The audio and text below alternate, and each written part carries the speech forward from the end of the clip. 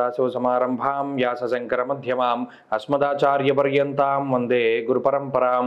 జ్యోతిష్ శాస్త్రాన్ని భావితరాల వారికి ప్రసాదించిన ఋషుల యొక్క పాదపద్మాలకి నమస్కారం చేసుకుంటూ, అలాగే నాకు ఈ జ్యోతిష్య విద్యను నేర్పిన గురువర్యులు జ్యోతిష్య బ్రహ్మ కీర్తిశేషులు శ్రీ ఈరంకి సూర్యనారాయణమూర్తి గారు, సూర్యశ్రీ దైవజ్ఞ గారి యొక్క పాదపద్మాలకి నమస్కారం చేసుకుంటూ, ఓం శ్రీ మహాగణాధిపతియే నమః, శ్రీ గురుభ్యో నమః, హరి ఓం.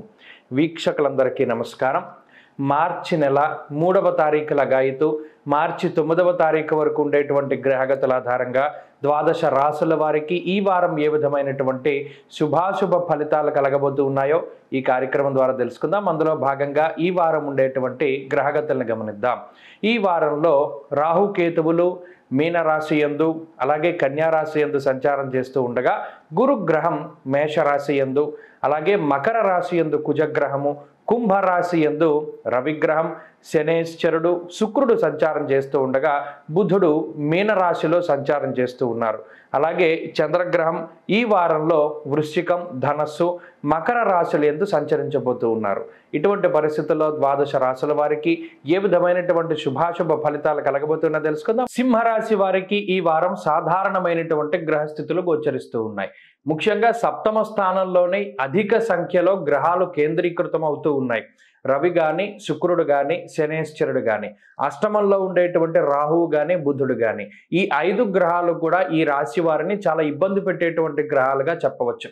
అయితే ఇన్ని గ్రహాలు ఇబ్బంది పెడుతూ ఉన్నా ఈ గ్రహాలన్నీ కూడా ఒక 2 గ్రహాలు, కుజుడు అలాగే గురుగ్రహం, ఈ రెండిటి మధ్యలో ఉన్నాయి. ఈ కుజుడు గురుడు కూడా మీకు అత్యంత శుభాన్ని కలిగించేటువంటి స్థానంలో ఉండడం వల్ల ఈ 5 గ్రహాలు మిమ్మల్ని ఎంత ఇబ్బంది పెట్టినా కూడా ఆ ఇబ్బందుల నుండి బయటకు మీరు ఖచ్చితంగా రాగలుగుతారు. మరీ ముఖ్యంగా సప్తమ స్థానంలో రవి, శని, శుక్రగ్రహాలు కలిపి జీవిత భాగస్వామిని మీకు దూరంగా తీసుకెళ్తారు. అంటే అటు ఉద్యోగ పరంగా కానీ, వ్యాపార పరంగా కానీ, భార్యా పిల్లలకి లేదా భర్తకి కొంత దూరంగా ఉండేటువంటి పరిస్థితులకి ఈ గ్రహస్థితి కారణమవుతుంది. అయినప్పటికీ మరలా కుజుడు మీ కుటుంబానికి మిమ్మల్ని దగ్గర చేస్తూ ఉంటారు. అలాగే ఏదైనా కొంత దూరంగా వెళ్ళినప్పటికీ ఆర్థిక పరమైనటువంటి లబ్ధి చేకూర్చో లేదా మరి ఏ ఇతరత్ర ఉద్యోగ వ్యాపారాల్లో ఉన్నతమైనటువంటి స్థానాన్ని కల్పించో మీకు ఆనందాన్ని కలగజేస్తూ ఉంటారు. అలాగే భాగ్యస్థానమందు ఉన్నటువంటి గురుగ్రహం వల్ల లౌకికమైనటువంటి వ్యవహారాల్లో విజయాన్ని సాధించగలుగుతారు. అనగా పేరు ప్రఖ్యాతలు సంపాదించుకోవడము, అలాగే ఉద్యోగంలో ఉన్నతమైనటువంటి స్థితి కలగడము, వాహనాలు, ఇళ్ళు, స్థలాలు లేదా ఆభరణాలు లాంటివి కొనుగోలు చేసేటువంటి పరిస్థితులకి ఈ గ్రహస్థితి కారణమవుతుంది.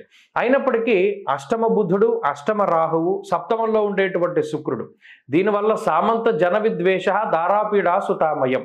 ఎప్పటికప్పుడు ఇంట్లో ఉండేటువంటి పరిస్థితులే కొంత వెనక్కి లాగుతూ ఉంటాయి.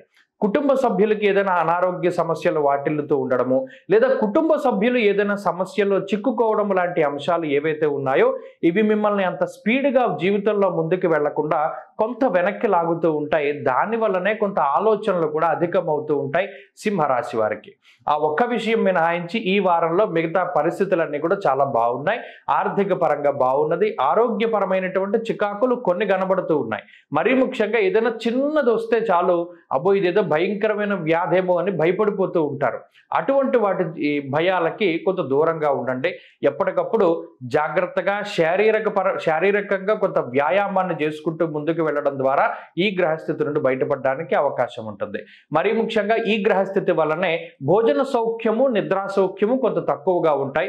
నిద్ర తక్కువగానే ఉంటుంది, భోజనం కూడా చాలా తక్కువగా చేస్తారు. ఇది ఈ గ్రహస్థితి వల్ల ఏర్పడుతూ ఉంటుంది. ముఖ్యంగా వ్యాపార వ్యవహారాల్లో ఎదుగుదల బాగున్నది. విద్యార్థులకి ముఖ్యంగా విదేశీయానం చేయాలనుకునేటువంటి వారికి ఈ గ్రహస్థితి చాలా ఉపయుక్తంగా ఉంటుంది. స్త్రీలకు ప్రత్యేకించి ఉద్యోగ వ్యాపారాలు చేసేటువంటి స్త్రీలు లాభపడడానికి అవకాశం ఉన్నది. సింహరాశి వారు ఈ వారం మరింత అనుకూలమైనటువంటి ఫలితాన్ని సాధించడానికై విష్ణు సహస్రనామ స్తోత్ర పారాయణ చేస్తూ ఉండడం చెప్పదగినటువంటి సూచన. ఈ వారంలో కలిసి వచ్చేటువంటి రోజు మంగళవారంగా చెప్పవచ్చును. అదృష్ట సంఖ్య 6, అదృష్ట వర్ణము ఎరుపు. తదుపరి కన్యారాశి.